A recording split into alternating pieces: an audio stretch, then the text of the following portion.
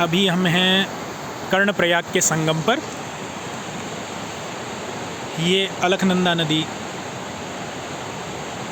इस ओर से बहती हुई आ रही है और जो इस तरफ से आप धारा आती हुई देख रहे हैं बाईं साइड से, वो पिंडर नदी है। ये पिंडर नदी है जो कि कर्णगंगा भी जिसे कहा जाता है, और इस पिंडर का एक नाम खूनी नदी भी है। ये इधर से अलकनंदा आती हुई दाईं साइड से, अलकनंदा की दो धाराएं पीछे से आपको दिखाई दे रही होंगी। पीछे से एक आ रही है, बीच में एक टापू बन गया है यहाँ संगम पर, तो उधर से अलकनंदा दो धाराओं में वहाँ से बट गई है, और इधर से एक पिंडर की धारा आ रही है। तो ये यहाँ से मिल करके और आगे इस तरफ जो लोहे का पुल आपको दिखाई दे रहा है, इससे आगे देवप्रयाग रुद्रप्रयाग की ओर बह रही हैं अलकनंदा के रूप में।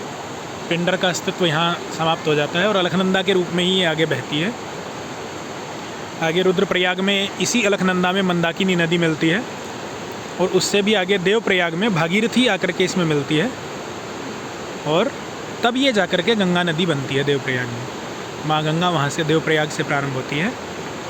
देवप्रयाग में भागीरथी मिलती है, रुद्रप्रयाग में मंदाकिनी मिलती है, और यहाँ कर्णप्रयाग में अलकनंदा और पिंडर नदियों का संगम है। और जिस ओर से पिंडर आ रही है उस ओर भी आपको एक लोहे का पुल दिखाई दे रहा होगा, और इधर पिंडर से जब आप ऊपर चलेंगे तो आगे आएगा नंदप्रयाग, जहाँ पे नंद गंगा, और उससे ऊपर विष्णु प्रयाग, जहाँ पे विष्णु गंगा आकर के पिंडर में मिलती है।